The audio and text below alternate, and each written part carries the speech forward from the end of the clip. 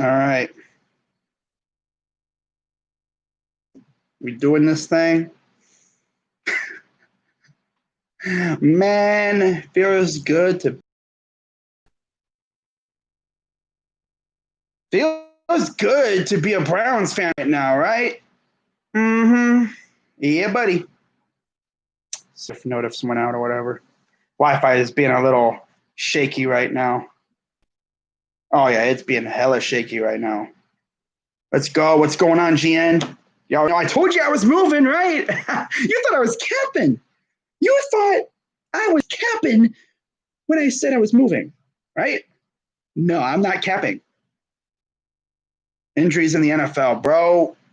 Dude, what's up? That's for real though. Injuries, like what did we do to the NFL to deserve this? The injury gods just decided to just say screw it.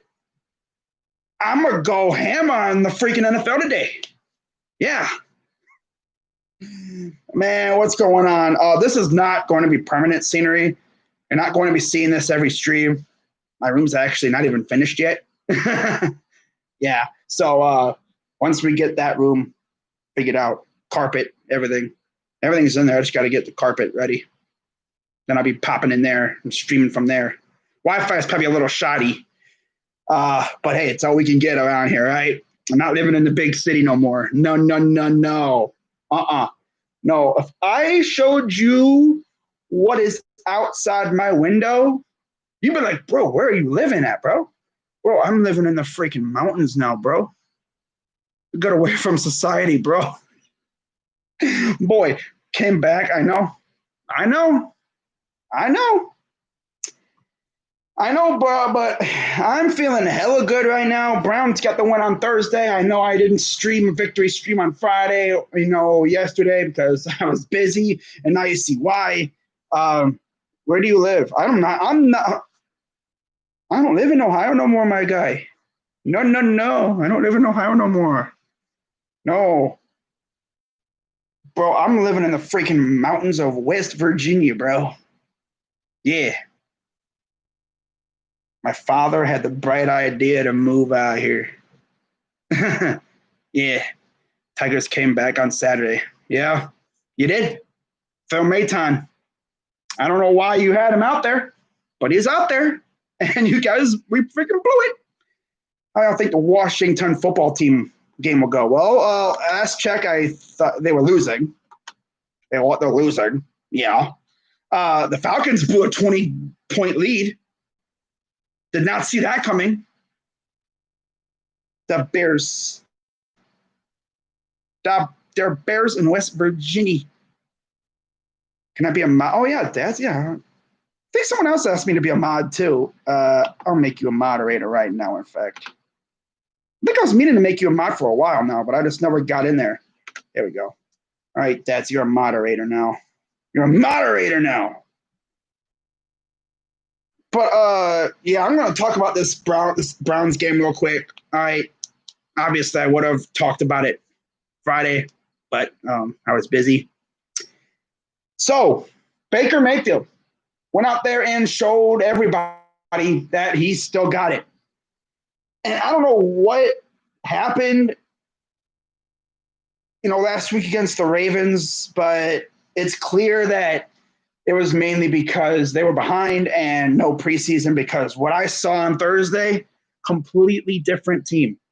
They pretty much did what I said they should do. Run the ball down their throat. They could not stop Chubb and Hunt, just like I said. What do you know? I was right. They were not going to be able to stop them. And I like that idea. Pound them in the face with Nick Chubb.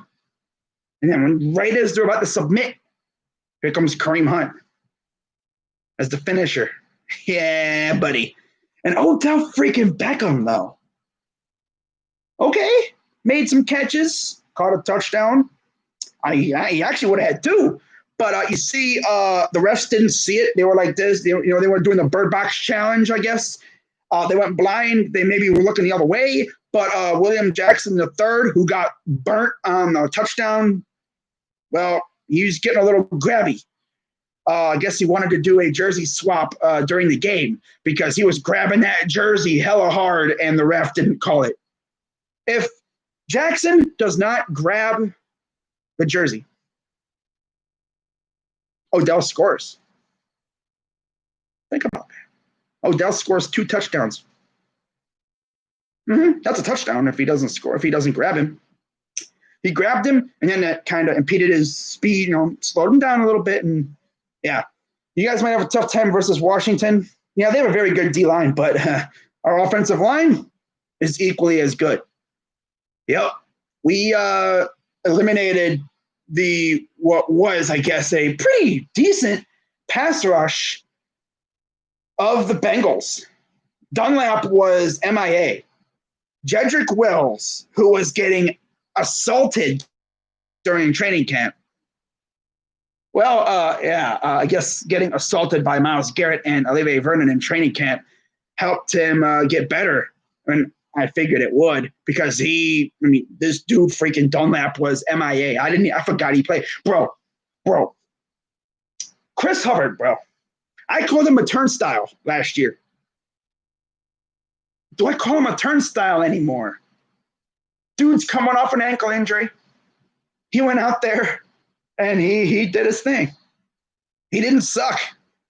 I mean, I thought Conklin would have played, but I guess they had him. He was active, but I guess in an emergency, he would have been able to go in there. But Chris Hubbard held his own. It's good. And I like what I saw from the whole offense. Everyone was getting involved. On defense, though, oh my God. On the other hand, there's our lovely defense. Oh boy. Secondary is still trash, I see, but luckily, help is on the way. Kevin Johnson, Greedy Williams are expected back against the football team. I've even heard Mack Wilson could be returning too. But although I heard he'll be practicing, but practicing and actually playing in the game, it's kind of different. I'm going to expect Mack to be back for the Cowboy game. I'd give him just that one extra week. But for the other two, man, we need them back because our secondary sucks. Tavier Thomas was this close to a sack. When I first saw the game, when I was right off the bat, I thought, oh, this dude sucks. But then I watched it again, and the dude was blocked wide of Burrow. He was heading right for Burrow. Like when you look at sniper rifles and stuff, they have the red dot. This dude's red dot was right. His targeting was right on Burrow. He was heading right for him. He had a collision course with Burrow. He was going to absolutely lay him out. But one of his offensive linemen saved his skin and kind of diverted Tavier Thomas's course. Cowboys game is going to be fun. Oh, yeah, it's going to be fantastic. I can't wait. But looks like the Ravens are going up, 10-0 against the Texans. Not surprised at all. I'm not surprised at all. We need Earl, only get him on a 1-year deal because he wants to act like a bitch. Honestly, before I was kind of on the fence about Earl, but after watching Sendejo, I'll take Earl Thomas because Sendejo is a no-no. No. Send Sendejo down the river, bro. He's not. Oh my God, I just rhymed so hard. Sendejo down the river, bro. I'm from the future. Double those stats. 85 yards, 1 touchdown. I told you my Tigers would make it a good series. We are better than the Royals. Well, yeah. You're better than the Royals. And by the way, I'm going to talk about the series coming up here in a minute. This dude, Ron Gardenhire, literally didn't even wait until the season was over to freaking retire. He's like, you know what, guys?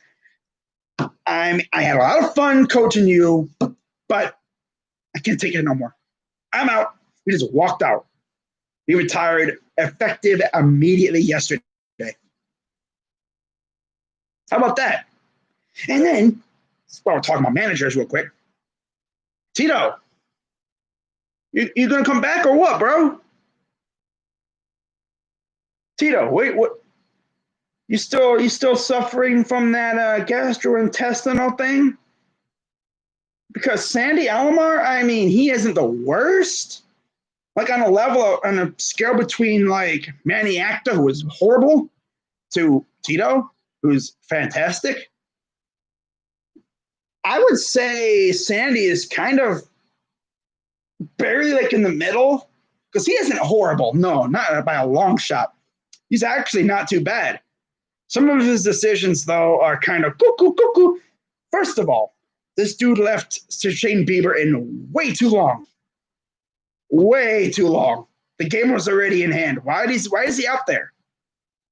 You really want my guy to freaking blow his arm out right before the playoffs? Bruh. Oh, Sandy. I understand you're the first base coach, but come on, man. Honestly, I wish Brad Mills hadn't opted out because we all knew if Brad Mills hadn't opted out before the season, he would have been the manager right now. He's actually not too bad. Tigers go to Minnesota where we have the split. We've split the season series there. We're 4-4. We are facing the White Sox. This is the final series against the AL Central Team of the Year. And we got, 3 games against the Pirates? Pirates. Wow. But anyways, let's get back to, oh, damn, Washington's losing 17-0. Dude,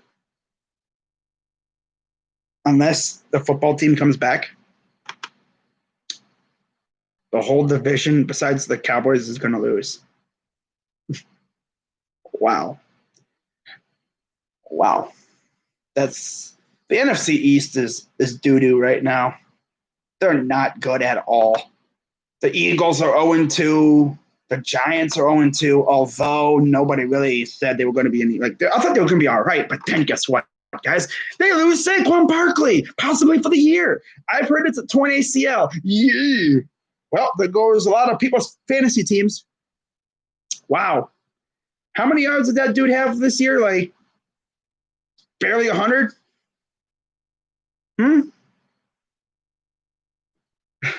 Wow. But like someone mentioned earlier, bro, the whole NFL today has just been utter chaos. Injuries all over the board. Nobody knows what the hell is going on. Good thing we drafted Chubb, exactly. By the way, thank you, Houston, for giving us Nick Chubb and Denzel Ward, who both balled out on Thursday. You know, I was told by Dashy that AJ Green was going to carve us up, pretty much. Once AJ Green finds the end zone, you're doomed. Well, good, because AJ Green didn't even get to the end zone. He barely had, 50 yards receiving. Only, 3 receptions? Well, Browns are a football team who's better. Browns. I mean, I'm going to do the preview, of course, as always, on Tuesday. It's going to be fun streaming because the Wi-Fi here is not the greatest. I don't know how it's coming out to you guys, but I'm watching my own stream just to see the quality, and it's buffering like crazy. I cannot watch streams on here without it buffering like crazy. But oh well. As long as I'm good to you guys, I don't care. White Sox Indians. I might stream a game or two. We'll see.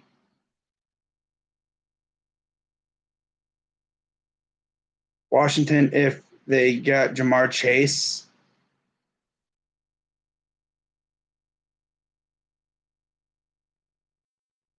Nick Bosa. Oh, God. Yeah, I know Nick Bosa got hurt, too. Everyone got hurt. Indians a 7 seed. They need my Tigers to beat the Twins. We need to freaking win these games. We can't be worrying about scoreboard watching. We got to take care of our business first. You know? Oh, well, you know? But, Yeah, man, let's talk a little bit more about this game here. I'm going to go through the stats and everything. I would have done this on Friday, but like I said, I was insanely busy moving stuff over to this joint, and I had no time to stream or anything. Streaming was the last thing on my mind these past couple of days. I'm trying to freaking get in this freaking house, trying to get stuff together. And this will probably be one of the only streams out here because my room is currently getting fixed on. I need carpeting in there. It's like literally all wood board. But yeah, that should be fixed up here in the next week or so. Hopefully by the football team game. If not, I might just stream out here. Got a big ass, got a giant ass freaking flat screen TV out here. So why not? Freaking thing shakes the whole house. You could probably hear the TV from outside. That's how freaking loud it is. I love it. Booming. But anyways, we're gonna go through stats and everything because everybody loves stats, right? So quarterback wise, Burrow was actually really, really good. I figured he was gonna be all right, but yeah. Why do we always have the toughest division? I have no idea. I'm literally keeping an eye on my live thing, and it says it's live. I don't have the whole stream health thing because I'm not using OBS for this. But as long as this thing says live up here, I'm Gucci.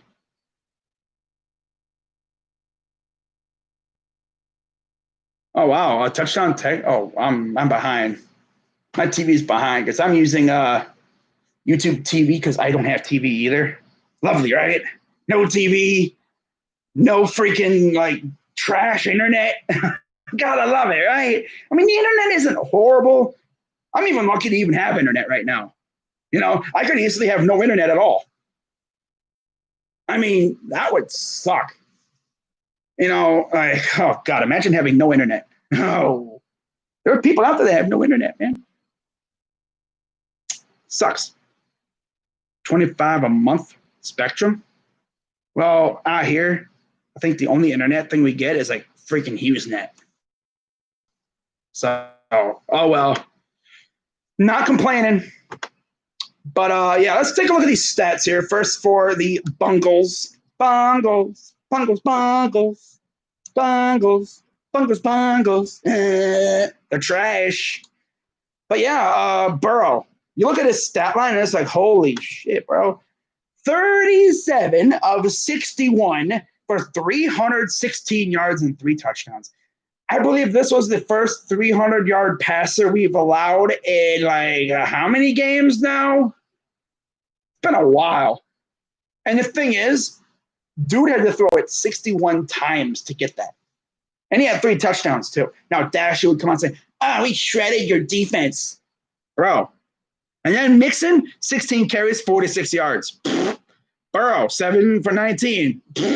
Bernard, 1 for 3. Here comes the best one. Boyd, 7 receptions, 72 yards. Okay, 1 touchdown. Sample, 7 for 45. Uzama, 4 for 42. Charges $25 a month for all the channels. Nice. Mixon, 4 for 40. T. Higgins, 3 for 35. Mike Thomas, 4 for 31 and a touchdown. AJ Green, 3 for 29.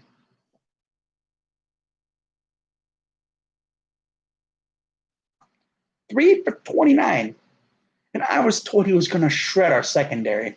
But that's Denzel Ward for you. He clamped him up. He locked him up tight. You'd see those kind of numbers against Joe Hayden when he was here. But, man, dude, then you look at the Browns, and it's like, oh, wow.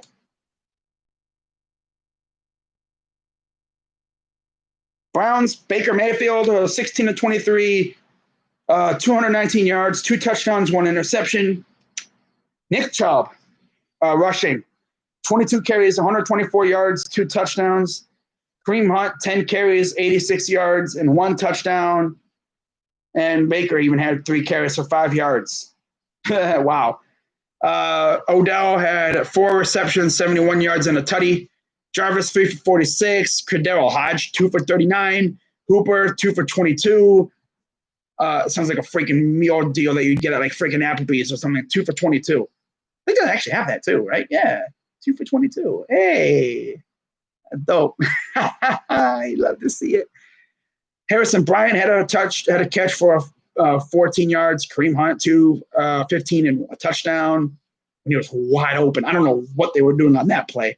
Dude, like they literally ran a play for Kareem Hunt.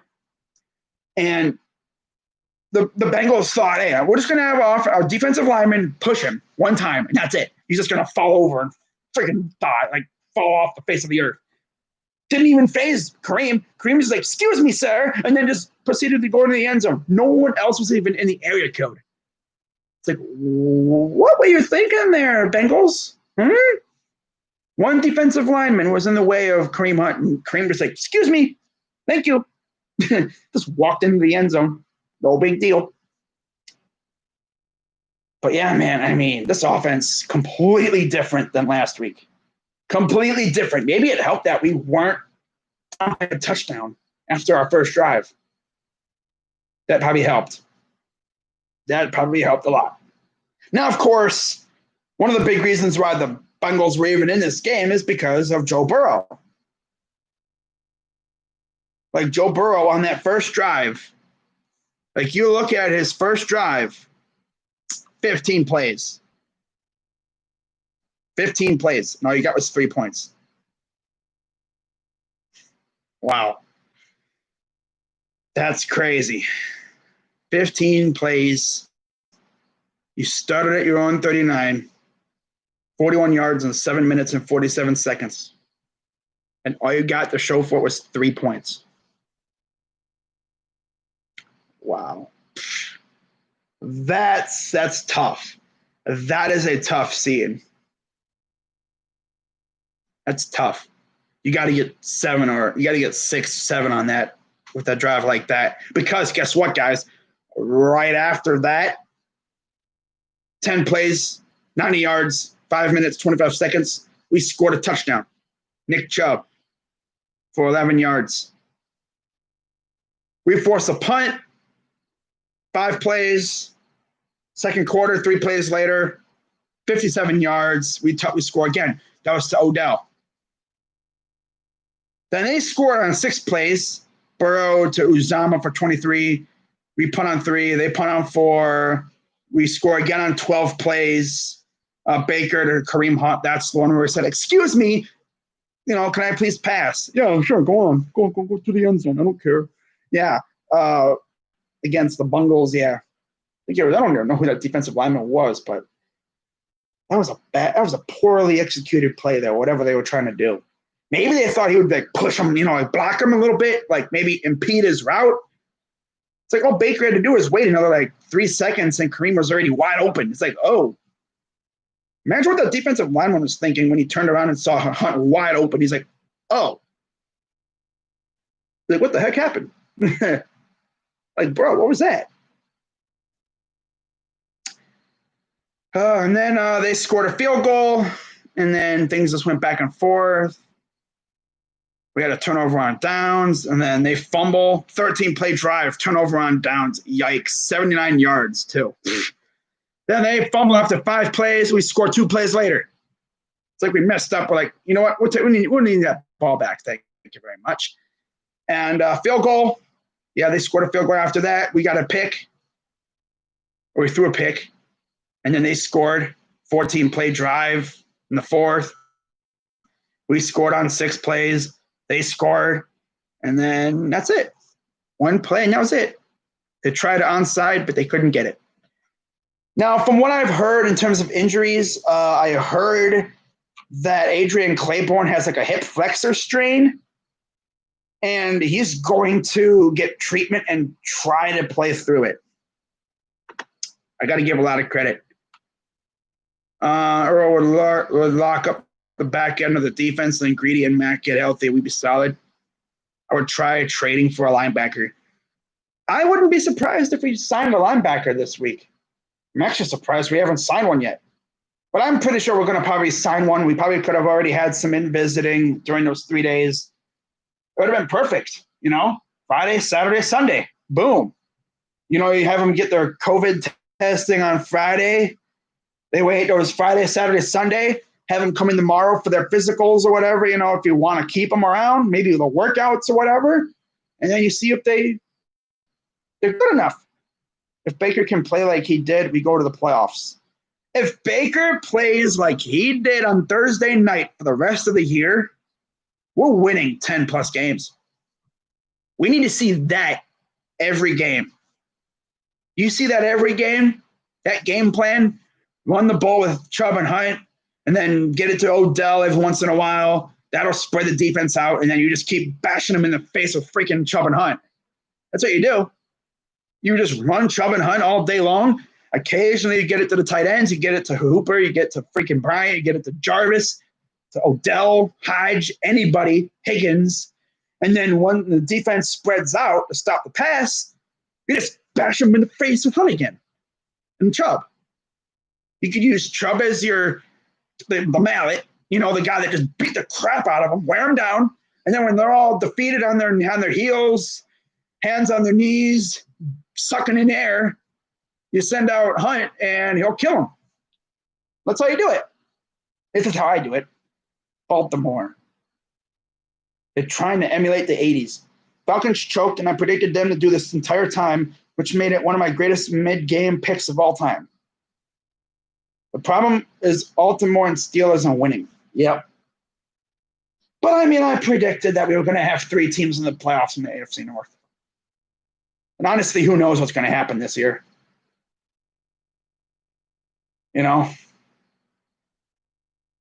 Oh, man, dude. But I'm just so happy right now. I don't know what you just typed. Whoa. With us 2 great males and a great – what?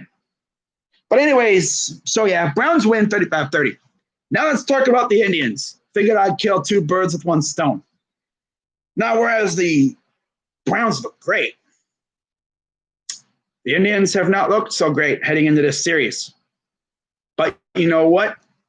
They got their swagger back. Definitely. They used to look like it. They did. This series anyway. We'll see how they do the rest of the season, as we only have 2 more series left. What, 7 games left already? Wow. Yeah, looking at the schedule.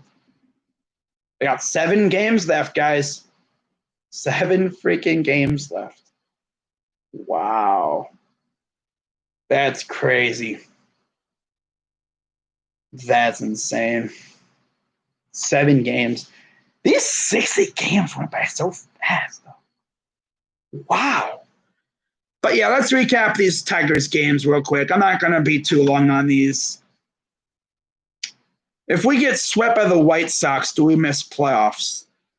Well, I don't think that's going to happen, but I've seen crazier things happen. I don't know if we miss the playoffs. It all depends on what goes on under us. Yeah, underneath us, below us, yeah. But anyways, game 1, Bieber against Casey Mize, and Indians dominated. Jose Ramirez homered twice. This is not the first time you're going to hear that statement in this series. He got his 12th and 13th home runs of the year. Got us off to a great start, a solo and a 2-run blast. Mercado got on a fielder's choice. Lindor got a walk. Reyes single, then a run. It was an absolute domination by the Indians. They scored 3 runs late with a Castro homer, but that was it. Bottom of the 8th, they scored with a Castro homer. Couldn't do anything else after that. So the W, of course, goes to Bieber. He's 8-1. Mize falls to 0-2. Yep, Detroit's prized prospect starts off 0-2 in his base MLB career. He went 3 2/3 innings, 4 hits, 5 runs, 3 earned, 3 walks, 1 strikeout, 2 home runs, 6.08 ERA. Yeah. Bieber, on the other hand, 7 2/3 innings, 4 hits, 3 runs, all earned. 2 walks, 10 strikeouts, and 1 home run. Not too bad. Not bad at all, I might say. Not bad at all. For your ace, anyway. So, got the dub there. Bieber's 8-1. Mize fell to 0-2, like I said. Now, so we snapped our 8-game losing streak, which probably felt amazing in the locker room. I can imagine they probably were thinking, okay, we got that monkey off our back. Now let's start a winning streak. Well, coming into game 2, Zach on the mound, and that's pretty much what went down. As Plazak was, he's been all right with us this year, but today, in that game, he did all right. He did pretty good. The offense, on the other hand, they literally did just enough to win. We won 1-0. The hardest lead to keep is a 1-run lead. That's a lot of pressure on your bullpen. Plazak somehow got the win. He's 4-2. Alexander took the loss. He's 2-2. I believe Fulmer was the original starter. And then Hand got his 13th save of the year. Gotta love Brad Hand, Got a funny story to tell you after this, too. Lindor scored the only run of the game on a sac fly. How about that? Wow. And as for the pitchers, Plazak went 7 2/3, 5 hits, no runs, 1 walk, 11 Ks. Fulmer, 3 innings, 1 hit, 1 walk, 2 Ks. Not bad. The damage was done with Alexander. After that, the bullpen shut us down. We were 0-6 with runners in scoring position, and we had left 10 guys on base. Wow. 10 guys. We left a small army on base. Typical Indians.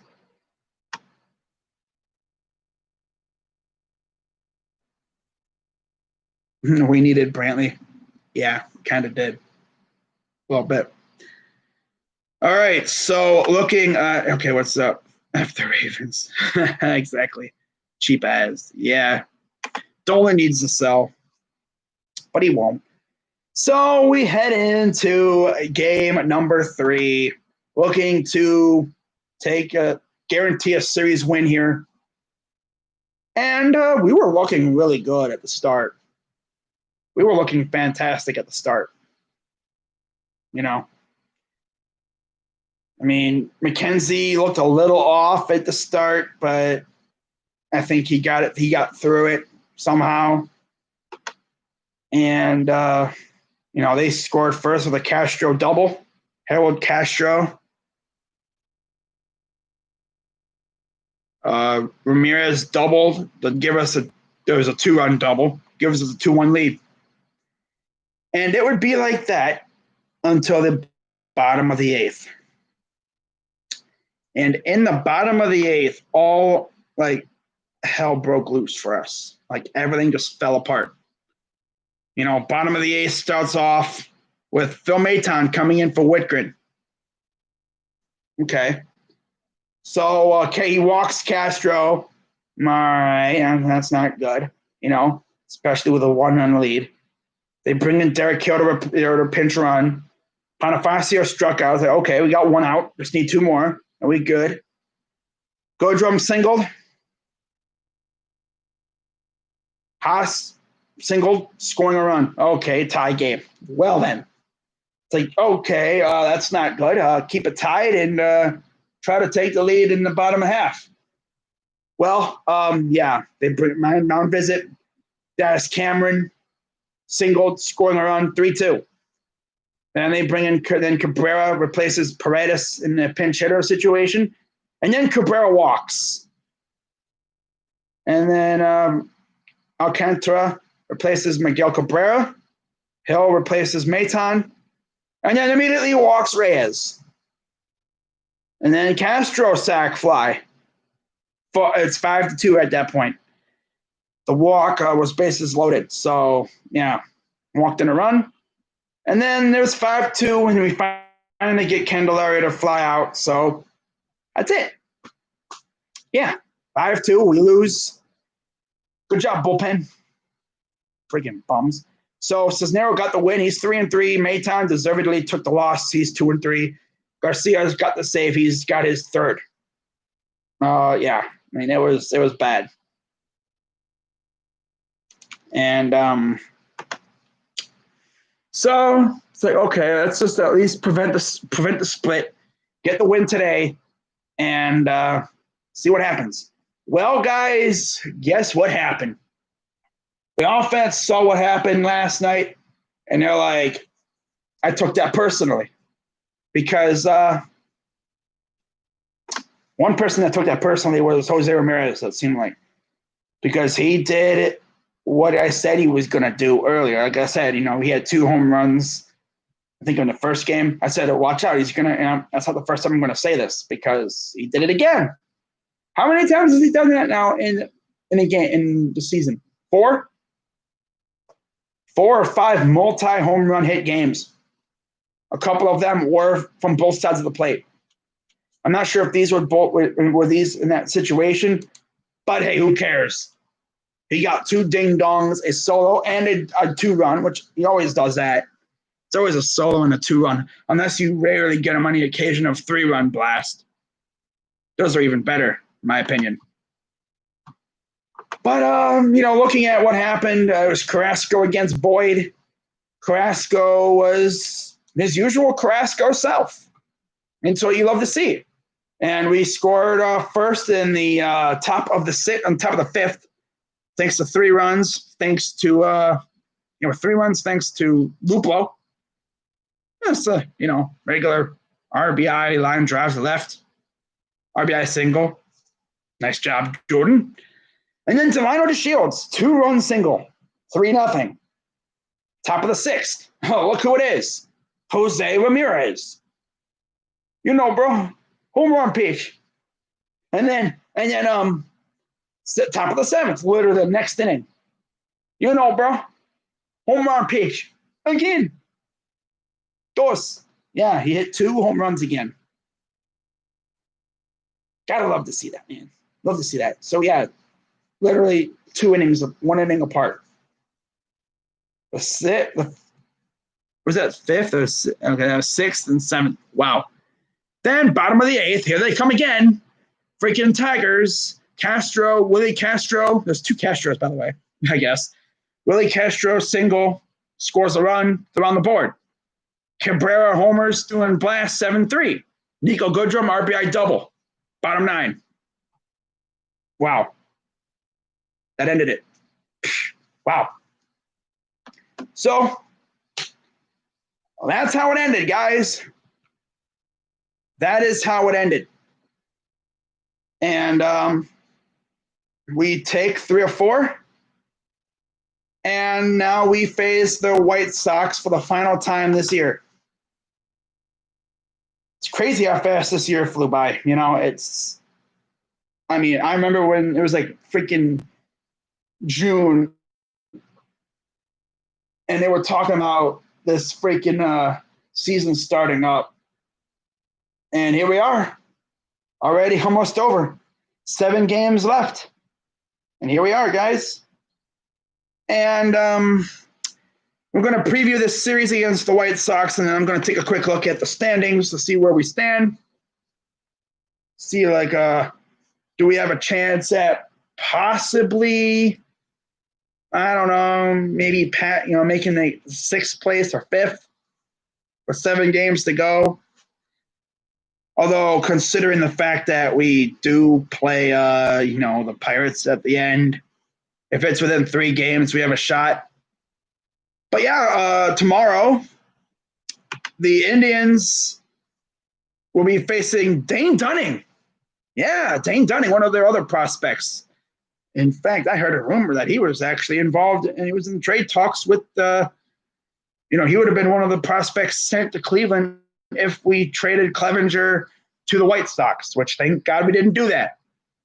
At least we sent him to a team that's out of our freaking league. Literally. They're in the National League.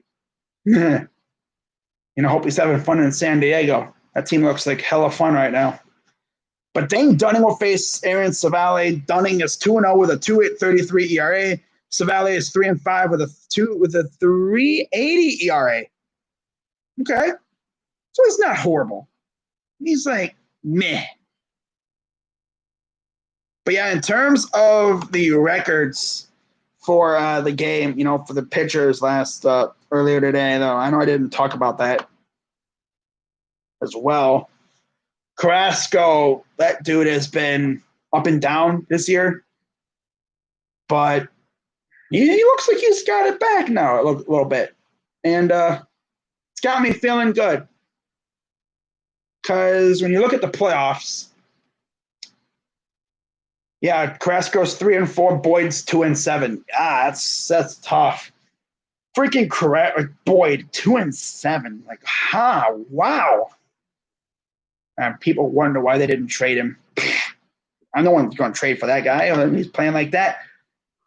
But we need Savale to step up big time in this one. I got confidence in Savale, though. As long as the offense supports him, I think he'll be fine. Then we got the Biebs making one of his final starts of the regular season, going up against Reynaldo Lopez. Bieber 8-1, 1.74 ERA. Lopez 1-2 with a 5.40 ERA. Then it'll be Lucas Giolito against To Be Decided. Oh, To Be Decided's making a start. I think that was supposed to be McKenzie, right? No. It's supposed to be Plazak. Huh. Okay, so they haven't announced it yet. Okay. And then it'll be Keuchel. Oh, wow. We got to face Keuchel. Wow. That's tough. And then that'll be it. And then we got the Pirates for 3. So Keuchel will be in the last game of the year against the White Sox, at least for right now. Of course, these are always subject to change. But yeah, guys, I think I'm going to wrap this up now and get back to watching this Ratbird game. Yeah, 1-9 against Chicago this season. Wow. But yeah, let's take a look at the standings real quick before I hop out of here. All right. Get rid of this real quick. Let's take a look at the standings real quick. Ravens lead 20-7 on my TV right now. Man, they're already almost into the freaking half already? God. Oh, they picked it off. Peters. No, it's not Peters. 24. Wow. Oh, there is Peters. Okay. Wow. Wow, that's tough. Drew Lock sprained his AC and is expected to be sidelined 2 to 6 weeks. Oh, that's even tougher for the Broncos. Broncos just can't get lucky with that stuff. Hella injuries. Tough. Weep.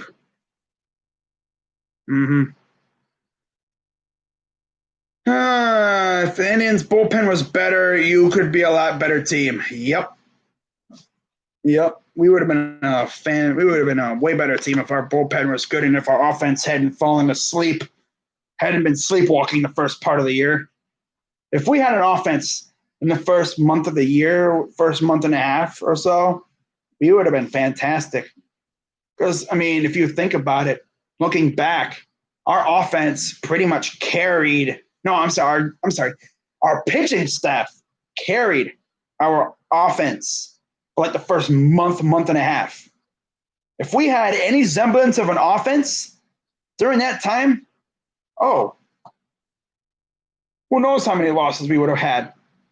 Probably like half that. You can slice it like maybe half around there. And like 20 some of our games have been where we scored 2 or fewer runs. 20 of our like 50 some games that we've played so far, we have scored 2 or fewer runs.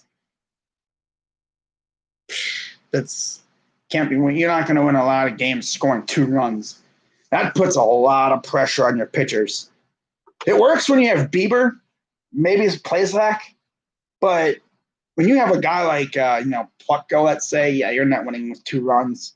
No, with Plutko, you'd need to freaking score like a dozen to freaking have a confident chance. You'd need to have like a 15-run lead with him because he's a home run slot machine. He gives up hella runs, man. It's crazy. I mean, we saw what happened in that one Tigers game. Or was it last month?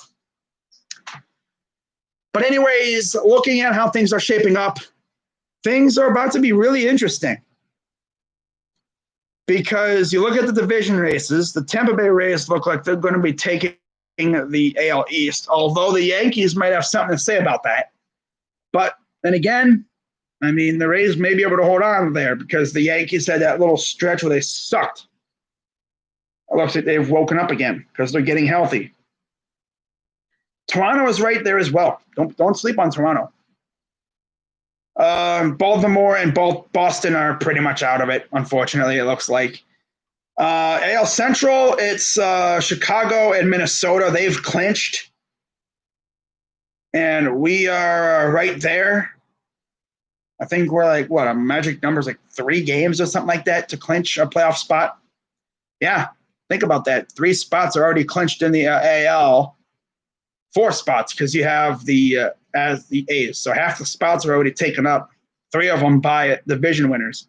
They haven't clinched their divisions yet, obviously, because things still got to happen. But it's looking like they probably will. Although, don't sleep on the AL Central. I mean, Minnesota could always sneak up and take down the White Sox if we can take at least 3 or 4 from them, and Minnesota does their job. But I don't know, man. We need Minnesota to lose, though. We take care of business. We take down Minnesota. And we take down Chicago. Hey, Dads, all right, how about this? I got a deal for you. Detroit needs to take down Minnesota and beat them every game, which they can. They've done it before. They beat them up that one time, didn't they? Well, we can take down Chicago. Imagine we beat Chicago like 3 or 4, and then Minnesota gets, let's say, swept or something. I don't think that's going to happen, but you never know. We could be right back in the swing of things, make things hella interesting with the Pirates on deck. Oh, God, the Pirates? That could be our trump card. It's like, we got to play the Pirates, arguably the worst team in the majors. Let's go. But then again, it's like, oh, yeah, we are the Indians after all. We would be swept by them, of course. I just hope we take at least, 2, 3, or 4, maybe at least split. But we'll see what happens. Looks like Oakland's going to take the AL West. Got to give a lot of credit to those people who predicted the A's were going to win the West because it looks like they're going to take the West. And I got news yesterday or whatever, the day before. Justin Verlander's getting Tommy John.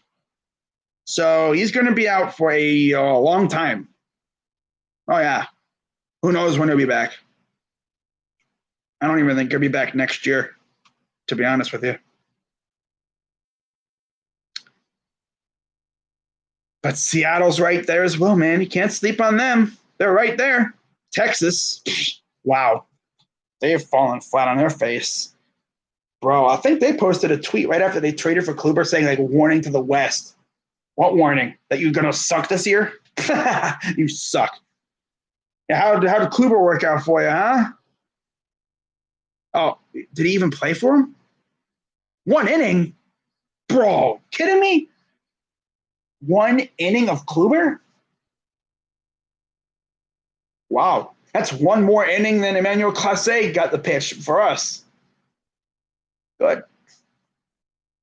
And DeShields has been very limited with us. He's mainly a good bunter. That's pretty much his best thing. He can bunt and steal bases. Yeah. He's a utility guy. And he isn't trash in the outfield, but his offense just it's meh. He's more of a bunter / base stealer. But I guess when you can say in clutch moments, he does come up clutch every once in a while. I'll give him that. But in the NL, things are completely chaotic. Atlanta leads the NL East. The Marlins are in second place because, of course, the Phillies are in third, and the Mets are in fourth. I was told by a certain somebody on YouTube that the Phillies were a fourth place team and the Mets were going to win the division and also win the World Series. That's tough. And they're 7 games back. They better not, lay off the get, suck too bad because the Nats are right there, although they're kind of dead as well. But damn, bro, Mets, what happened to you? Like, I thought you guys were making the playoffs this year. You guys probably not going to do crap. And you're what, freaking? I mean, you're probably still alive for the wild card, but probably won't go far. Who knows? Maybe they sneak in and they make some noise. We'll see. But it looks like right now Atlanta and Miami are probably going to make it unless Miami collapses and Philly and the Mets take over that spot. But who knows what's going to happen there. NL Central. Okay. Ladies and gentlemen, the Cincinnati Reds are still alive. They have a pulse. Reds, Cards, and Cubs. Cubs are winning that division. It looks like they're running away with it. Looks like they'll be taking that division. Pittsburgh, they're dead. They're gone. You can bury them now. So, yeah, I mean, whatever. Milwaukee, they're 26-26, but they're tied with Cincinnati, so that's going to be tough. And they were half a game behind St. Louis. Things are going to get really interesting now, all of a sudden. Can't even count them out against the Cubs. They're all within range except for the freaking Pirates. Wow. Then you got the NL West. So the Dodgers are in control, although the Padres are right there. And then after that, it's just nobody in terms of the division. When it comes down to the wild card, Dodgers, Padres, and Giants are the only teams that I'm probably going to see from the West making it. Although San Fran's a half a game behind, though. We'll see what happens. But looking at the actual playoff, like the league standings, not division. I'm talking league now. This is what we have. So we're 6th. We would play Oakland. In Oakland. Which means we'd have to go to that dump of a stadium. Wow. Tough. Tampa would face Toronto. Houston would face the Whites. We're going to get a rematch of that World Series, aren't we? Wow. We are, of course, get that. We would, I can't even speak. We would get a rematch because that's what we want, I guess, right? Huh. I mean, if the Astros were healthy, yeah. But that Astros team, I don't know. But we can't fall asleep either because the Astros are right there against us. And I really don't want to be seeing the White Sox, possibly 6 times out of our final 9? Possibly, something like that. But yeah, I mean, we're right there behind the Yankees as well. 2.5 games, I guess, behind them. We're like 2 games behind them in the wild card. 2.5 behind the Twins in the division. Seattle's right there. They're 3 games out. Freaking Angels are right there as well. Who knows what's going to happen? This is what's fun about it. Tigers still have a shot at the playoffs. 3 games back. Madison, a Turnbull. Who said that? Dashy Reds. Reds making playoffs. All right, guys. So, the Tigers are still alive. The O's are still alive. Pretty much everyone's still alive. Even Kansas City has a minute pulse. It's like the pulse is there, but they're fading fast. I didn't think they would last this long. But, hey, I mean, every team has lasted this long except for Pittsburgh. Yeah, Texas is gone. Boston, they're dead in the water in terms of this, but Kansas City has a chance somewhat. They just need a lot to go right for them and a lot to go wrong for us. And I don't think that's going to happen. It would take a miracle for that. But then again, I've seen crazier things happen before, but I don't see anything crazy happening this time. Now in the NL, we would have Dodgers. Let me see. Dodgers Reds. Really? No. Yeah. Dodgers and Reds. Oh, that would be an interesting series. Mm-hmm. Oh, for sure. San Diego, St. Louis, Philly, Chicago, Atlanta, Miami. Interesting. Wow. Caleb McGarry suffered a sprained MCL, apparently. Wow. That's tough. Teams that are still in the hunt. I mean, you have San Francisco, they're right there. Mets, Rockies, and technically the Nationals. Yeah, they still have a shot, although it's minute, but it's there. Arizona and Pittsburgh are essentially dead. I mean, Arizona has like a tiny little chance, but probably not. Pittsburgh has no shot. Nope. Not really at all. No. So, yeah.